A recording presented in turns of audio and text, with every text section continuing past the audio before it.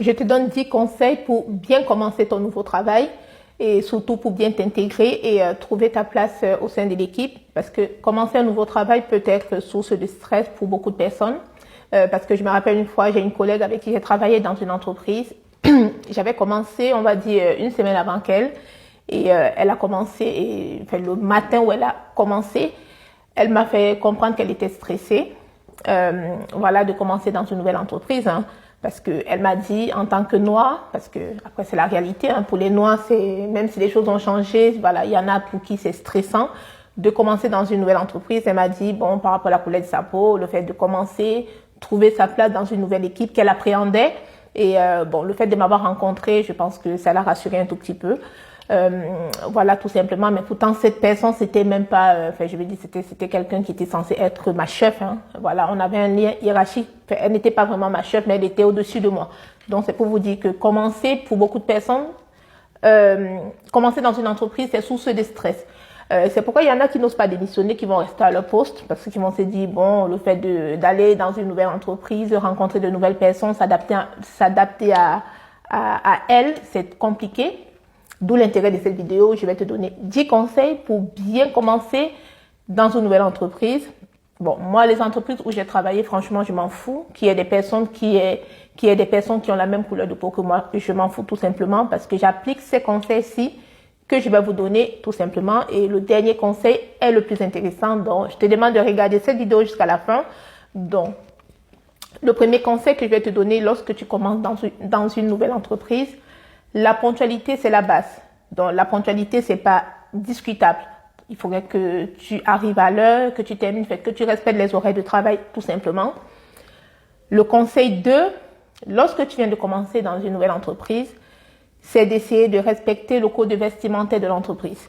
Après, le code vestimentaire de l'entreprise, ça peut être tout et n'importe quoi, hein, mais il faudrait pouvoir le cerner. Enfin, il faudrait même déjà qu'en amont, lors de l'entretien, tu poses la question de savoir s'il y a un code vestimentaire.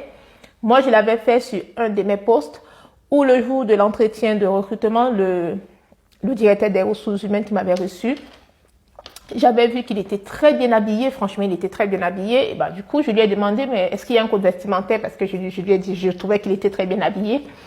Bon, il m'a répondu sur un ton d'humour. Hein. Il m'a dit, non, il n'y a pas de code vestimentaire spécial, mais il m'a répondu en blaguant, il m'a dit, bon, après, il ne faudrait pas que vous veniez en tenue africaine tous les jours. Donc, il m'a dit ça comme ça, mais pourtant, lors de l'entretien de recrutement, je n'étais pas habillée en tenue africaine. Bon, c'était quelqu'un de blagueur, moi, j'ai pas mal pris, hein, parce que je ne suis pas une personne susceptible.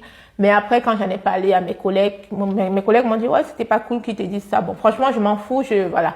Je comprends l'humour, le sens de l'humour des uns et des autres. Donc, en gros, c'est important de connaître ou de savoir s'il y a un code vestimentaire et de pouvoir le respecter parce que ça ne sert à rien que vous arriviez pinglé, enfin, vous arrivez habillé très sapé et que bon, les collègues sont dans un style plutôt sobre. Donc voilà, il faudrait qu'il y ait l'équilibre au niveau vestimentaire.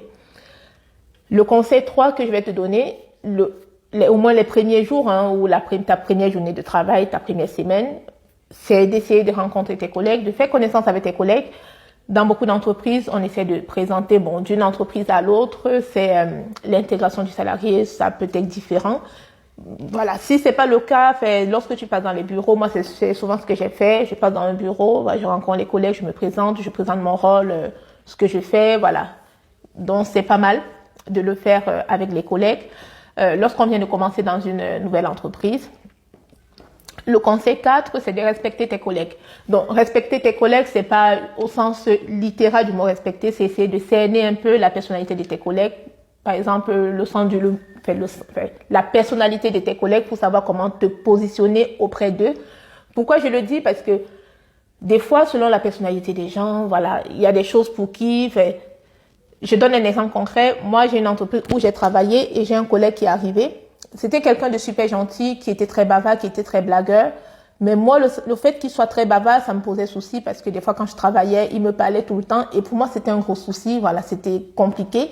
Bon, moi, je suis quelqu'un de gentil. J'essaie de lui dire de façon subtile. Hein.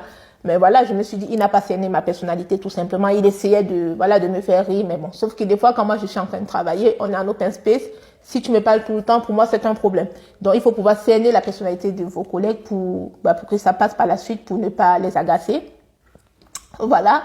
Le conseil 5, lorsque tu viens de commencer dans une nouvelle entreprise, au moins la première journée ou même les premières journées, essayez de ne pas manger seul le midi, tout seul dans vos coins. Essayez de manger avec vos collègues ou de manger avec un collègue tout simplement. Donc voilà.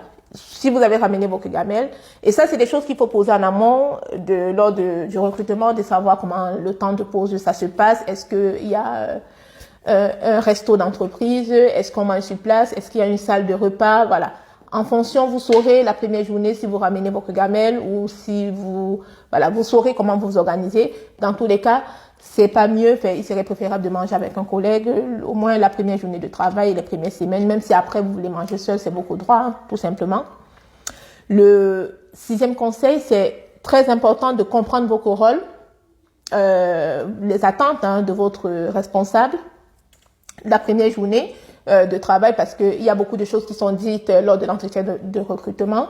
Mais lorsque vous commencez, bon, des fois, ça peut être différent. On peut vous dire quelque chose, mais sur le terrain, là, sur place, vous vous rendez compte que c'est pas exactement pareil. Donc, posez des questions à la personne qui vous forme, prenez des notes, c'est très important. Et n'hésitez pas à reposer des questions. Voilà, si vous ne comprenez pas, tout simplement. Comme là, moi, j'ai commencé dans une entreprise, ça fait pas longtemps, je prends des notes.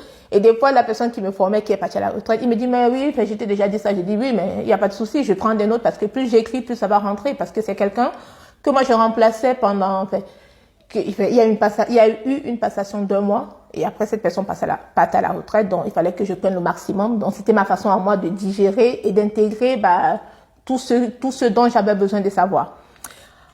Le conseil 7, c'est d'avoir des attentes réalistes. C'est vrai que là, ça concerne plus les débutants parce que les vieux comme nous, ou les vieilles comme nous, on a déjà l'expérience, on ne stresse plus, mais je sais que les débutants, des fois, stressent, se fixer des objectifs, surréalistes et tout, c'est pas nécessaire.